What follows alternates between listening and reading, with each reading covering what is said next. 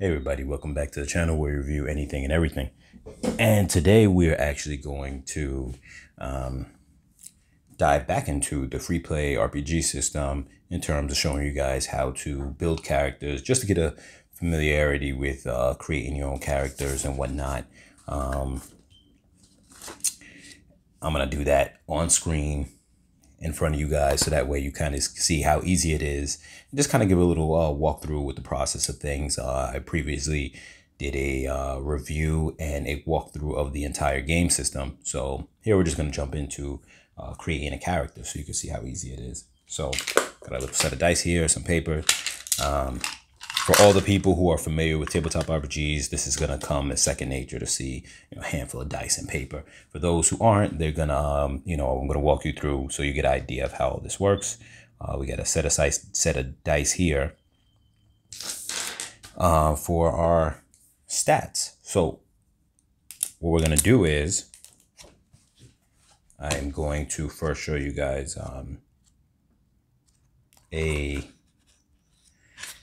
a general layout of what the character, like a character looks like, and some stats. I'm gonna take a look at our quick John Doe stats right here from the book, and the first section of the book, which is just before you get into the superhero expansion. We're gonna make a superhero character, but first we're gonna get started with our basic stats. So you see here our basic stats is strength, fighting, agility, accuracy, and health. So what we'll do is we'll write those up real quick.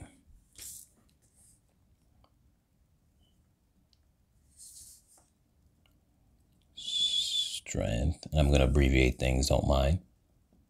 Fighting. You know what? Let me just write it out full hand, because as you guys look at it on the screen, just makes it easier for you guys.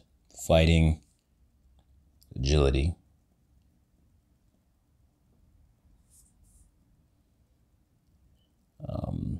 and what was the other one again? I'm sorry. It's accuracy. And you could put them in any order that you want. And your health.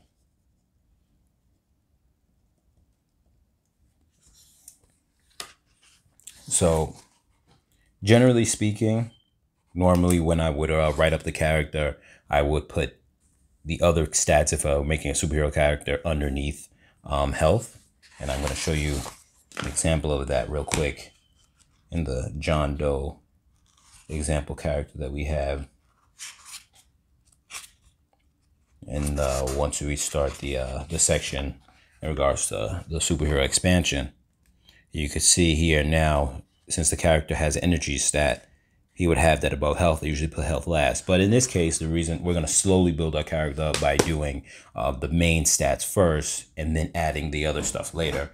So that way you guys get a sense of going through that process. Normally, if you just say we're gonna start a superhero type of game, you're just kind of just build up your character straight off the back in that way. But we're gonna do it as if you built up a character normally, and then you're gonna add the superhero stuff later on. So when it comes to strength, you're gonna roll a d6, that's 6-sided dice. And I'm not gonna get crazy with the rolls here all over the place. I know things kind of flip and flop around. So you got a 2 here. I was about to put a 6, so sorry about that. You put a 2 here for his strength. Now let's see. Fighting is a d12. That is a 12-sided dice. Making sure we have the right one here. 11. That's actually pretty good for what you can get here. Agility is the same, and so is accuracy, but all using a d12. So his agility is pretty low at a 3, and the 9 is pretty high for your accuracy, relative to you being a normal guy, not relative to you being in the superhero aspect of things. Now, when it comes to the health, you're rolling a 2d20. This is why I would advise that you get 2 full sets of dice, or at the least have 2 d20s, because that comes up sometime every now and then for certain things. So we're going to roll 2 of them. You're going to take the better of the two, which is the 15, and you're going to add 2 to that, +2. So +2 gets added to your health roll, so a total of 17. So generally speaking, I would say the average, and this is not doing any kind of mathematical equation, but generally the average is about 17, because you figure if you roll 2 20-sided dice, one of them might be a low roll, say 15. Say a 5. One might be a 15. Since you're taking the better of the 2 rolls, you're going to add +2 to that. I like to think that 17 is somewhere about your average. Just for the sake of doing it, let's just do a practice roll and see. 11, 12, 13 would be what you'd get in that case. And here, 14, 15, 16. So depends on what it is, but I like to think 17 is somewhere in that middle of an average guy. Below that could be a really weak person, and obviously your game master might tell you, if you get really low, like something like below like a 10, they might end up telling you, they let you re-roll your stat. But anyway, so these are stats right here.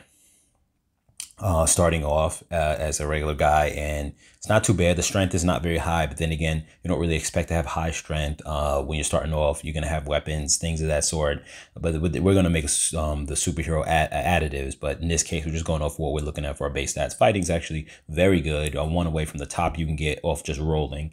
Agility is pretty low, but keep in mind we're using a D100 for our rolls, so when we're fighting or avoiding attacks. So you do got a little leeway there. Accuracy is pretty high, and obviously we went over the health. So now what we're going to do is dive into adding superpowers to the character. So I'm going to put these stats on the side. If we don't end up choosing them, we're just going to put NA, but we're going to put on the side here, energy. And we're going to put mental. And like I said, if we don't end up choosing them, I'm just going to put NA, but at least you see them here on the sheet. So we're going to now assume that we're going to say that the GM starts us off with a certain level of points that we're going to have, something not over the top, but something like nice and in between.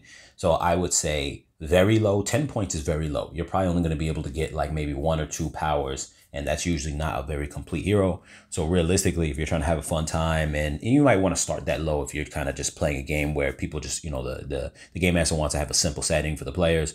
But generally speaking, a comfortable amount will probably be somewhere between like 30 and 40 points to start, to be a comfortable, decently, I'm not going to say powerful person, but someone who has a little bit of variety, and it's just not like a one-trick pony. So with that being the case, we're going to do 30 points.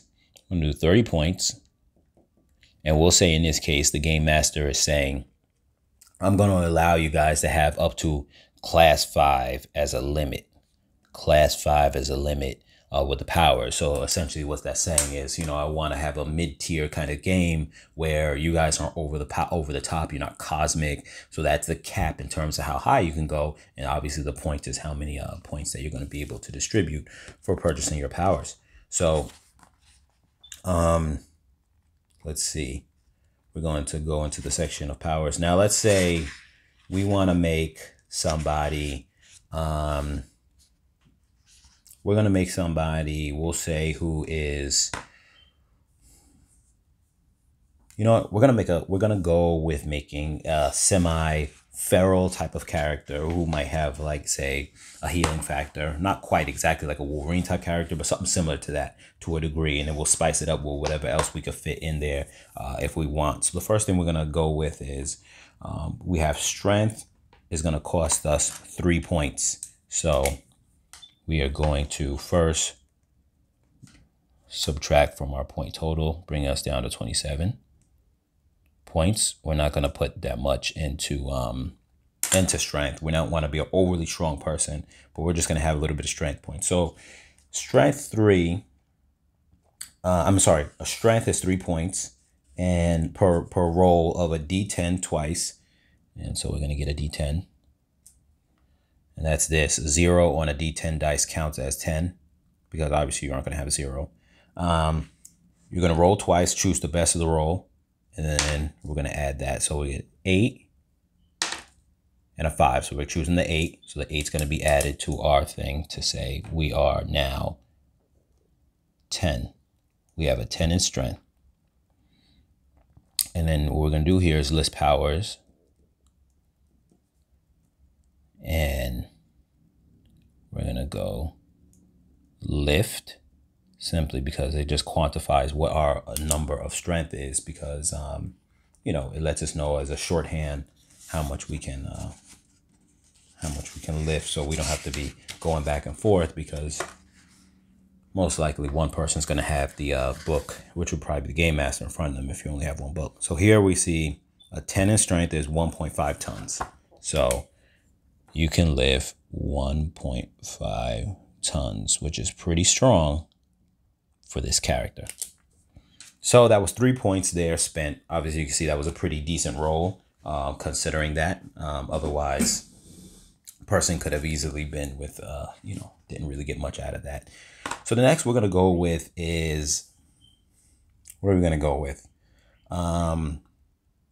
We're going to get claws. So we're going to have claws. So how are we going to say this? We're not going to go the typical Wolverine way, but we're going to say he has claws similar to Sabretooth, where the claws are on his fingernails and, you know, they can retract or whatever the case is. So claws, let's go to that section of the powers. And claws, and this comes from the basic power section. Claws and spikes, it's 1 point for D6 weapon damage. So it's only going to cost us 1 point. So you can see how something like that is, you know, doesn't really cost us much. We're going to have claws. Well, you could say however you want the claws to be. If you want them to be the type that's coming out of the wrist, like Wolverine, or however you want them to be, that's up to you. But, you know, we're not going to go into those kind of really details. You want them to come out the fingernails, whatever the case is. You can make them retractable. You don't have to make them retractable. We're just building an archetype, so you kind of go with the flow, whatever you want. But so there you go. You can see right there. Now the character has claws for added damage, along with what would I call that?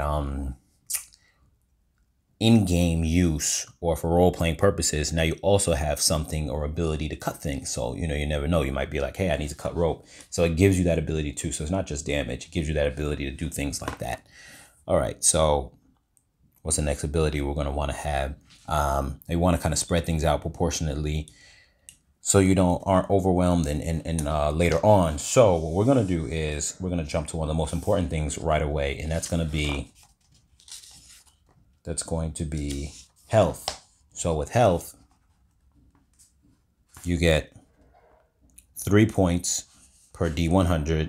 It costs 3 points to get a D100 roll. So that's kind of tricky, because it could easily end up being very low, but also it could be very high. So we're going to take two-sided dice here, the two 10-sided, roll 23. So that was a pretty bad roll. We're going to minus our points, which is 23. And we just added 23, added to our 17. So now we're at 40 is our maximum health now. It's far from being good, but it's not the worst thing in the world. Let me just really X all this out so you can see it clear, so you don't get it confused. Okay. So what we're going to do now is we could pay for more durability and more health, and we're going to do that. So we're going to go 20, and we're going to actually do it again, because that's kind of low. We want to be able to take a pretty good hit. So what we're looking at here is we got actually another pretty bad roll, 25. So add that up here, and that's going to be 65. We're going to leave it at that for now, but you get the idea. Now we're going to jump right into healing factor, because we're going to want to have healing factor. So here you can see healing, and there's regular healing, magic healing. Obviously we're not going for magic healing or energy healing, but this is, and healing energy, just to clarify, that energy healing is like someone like Silver Surfer. He can heal. It's not magic based, it's energy based, because he has cosmic energies, cosmic powers. So that's what it means by energy. But healing, your regular healing, they can heal every turn, at the beginning of your turn, once at the beginning of your turn. So that's what we're paying for, is 2 points per rank. So we're going to see what we're going to, we're going to try to go for this one right here. So 2 points per rank for the D12. That's going to be three ranks. That's going to be 6 points. So 6 points brings us down to 14. And then we have heal of a D12. Okay. So far you see we're coming along. Now, an additional thing we want to do is we want to add, let's add a little bit of resistance here. Trank and poison resistance. So what that means is that if you're poisoned, then at the beginning of your turn, you have to make a roll to stop the poison or to resist from being knocked out from the trank if you were knocked out the previous turn. So we're going to give ourselves a little bit of resistance to that. So trank and poison resistance accounts for both for each one. So it's just 1 point per rank. So we are going to put 2 ranks inside that. So for a total of 2 points. And we have PT is the abbreviation that we just kind of make for it. So poison, trank, resistance. And that is a 60. And simply what that means is of a roll of poison. So poison has different target marks.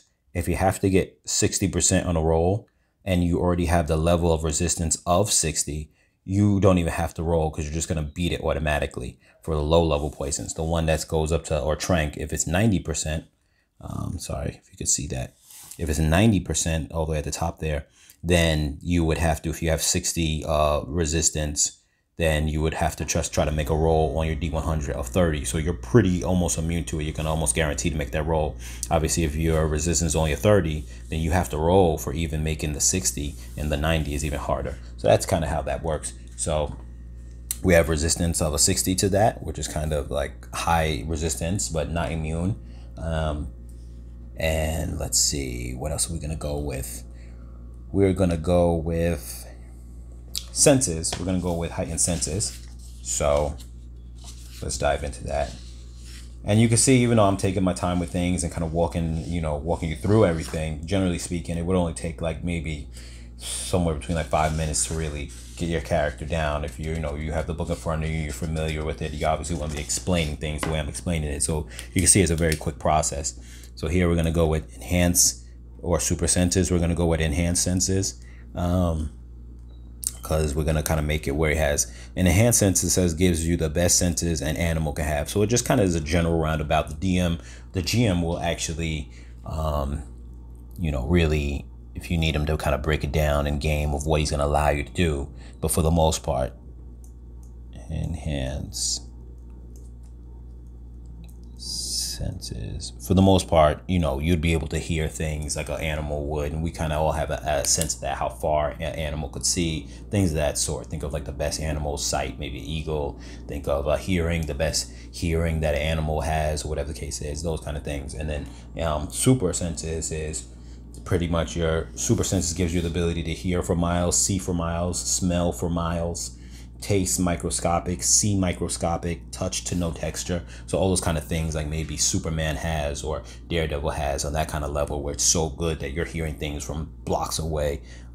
So that's kind of, how you would do that. So we have 11 points left. And you know what we're going to do? Just for the hell of it, we're going to get really kind of funny with things just because of the fact that, hey, like for the most part, we completed our build of like a feral type of character. So, why not just have fun with it? So what we're going to do is give luck. So this person is very lucky, and maybe you want to say that they're almost like a feline cat-like type of person, and they have luck abilities or whatever the case is. So we have probability control / luck. We're going to give them luck. That's going to be 6 points. So we're just taking off a big chunk of points now just to use up some of these points. So luck ability, and essentially what that does is once per turn on your turn and each defending turn, but not each defending action. So if someone's attacking you, out of their 3 actions, one of the actions that they attack you, you can use this. You may roll 1 dice set. Here it goes. Let me throw it in front. You may roll 1 dice set. Where am I at? one dice set twice and choose the results. You must declare before use and must roll twice. So it cannot be used to affect opponent's roll. Energy shield dice count separately from your 100% dice and cannot be re-rolled along with the percent dice set. We'll get into that later on if I make a energy character build. But essentially what that's saying is that, you know, I know I'm going to make an attack on you, and out of my actions, out of my 3 actions, I got to say, so if this is my first action, I go, you know what, I want to use my luck of powers now. I'm going to use it. And if I'm making an attack, so let's say I have my attack right here. My dice is the D100. And I make my attack on you, and I go like that. I have to declare in advance. So before I even roll, I have to say, you know what, like I want to increase my chances. Luck is on my side. This action, I'm rolling. So now I got a 84, and you're going to add my fighting to that. I'm not going to do the math, but you'd add the 11 to it. 84, and then I would have to roll again, and this is 58. Now, I had to roll again, and I had to use it up because I already declared it before I actually started the roll. So that's how the luck works. Whereas time manipulation, which is a very similar power, I'd be able to roll first, see if I like the roll, and then decide, do I want to do it or not? So that's how that works. So you have luck on your side, and the same vice versa. If somebody's attacking me, I could say out of the actions on one of my defending actions. So if they attack me the first action, they attack me the second action, I didn't want to use it then. But in the third action, they attack me, and say if they get a 75, I roll, and I had to determine already that I'm going to use my luck. I got a 47, and then I would do this again. I got an 89, and now I would have made it. But I had to determine that before actually even making my roll, that I was going to use that ability. So that's the kind of difference between that and time manipulation. And now we have 5 points left. And like I said, let's just make something a little bit crazy just to kind of, you know, finish off the character. Nothing, nothing out of this world or anything like that, but just, and nothing too complicated. So what we're going to do is we're going to go into speed. Actually, I'm going to do run speed is 1 point per rank, but for run speed it starts at rank 2, which is 60 miles per hour. And then we're actually going to do the leap, which is 1 point per rank also for leap. So what we're going to do is give our character, we're going to go refer to the chart and give our character some a little bit of mobility capabilities. So like I said, for running with the speed chart, it's 1 rank. So we got 5 points. We're going to do 1, 2. So 2 ranks of that is putting us at 120 miles per hour running speed. Yeah, that's not very fitting for your typical feral character, but we're just doing this just to use up the last of the points. You know, however you want to build your character, you can do it. And then leap, we're going to take the last 3 points and throw it into that. So 3 is 1,000 feet. So just to round the person off, and I can we can finish off just building this character. So leap is 1,000 feet. So now you can run really pretty fast and can jump 1,000 feet. So, and that's essentially the build. It's only took a long time to this video because obviously, you know, I'm explaining everything to you, but generally speaking, you can see this will be a quick build. And so there you go. These areas over here would just be NA. Doesn't exist. Normally you wouldn't even put them down unless you thought you might end up paying for those points. You might write it out like that in advance before you even actually start writing down your stats. But character has a strength 10. You can lift 1.5 tons. You got claws, you got a healing factor, you got poison trank resistance, enhanced senses, you have luck, you have running speed, you got a leap abilities.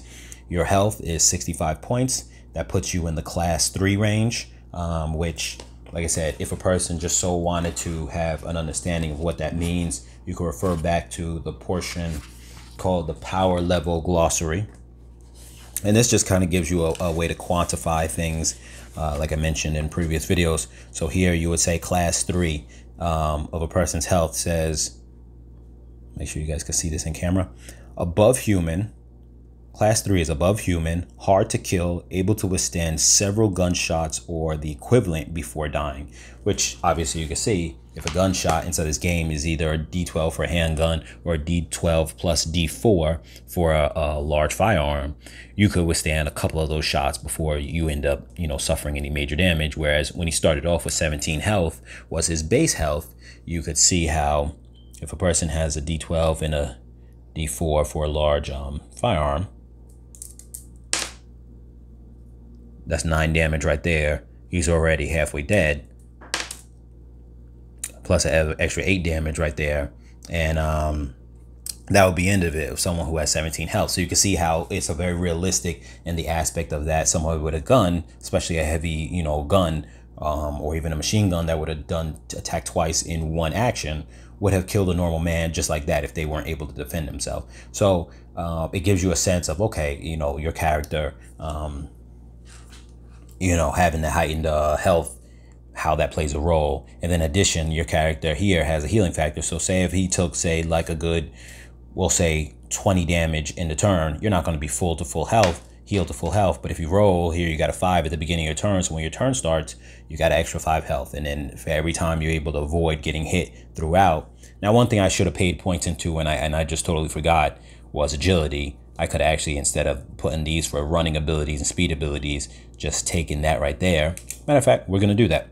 So that 11 points right there, let's scratch out these powers and pretend we didn't pay for those. Take those 11 points here and put them straight into the agility, making a total of 14. And that will be a little bit more well-rounded character, because now you can add extra 14 points to your agility rolls to defend yourself. So there you go. So that's a quick example of building up a character. Later on, we'll probably try to do another video where we build up a different type of character just to kind of see and run through it. But yeah, thanks for watching, and hopefully you guys are, looking forward to jump into the system as much as I'm looking forward to you guys jumping into the system. And thank you very much, and I'll catch you guys in the next video.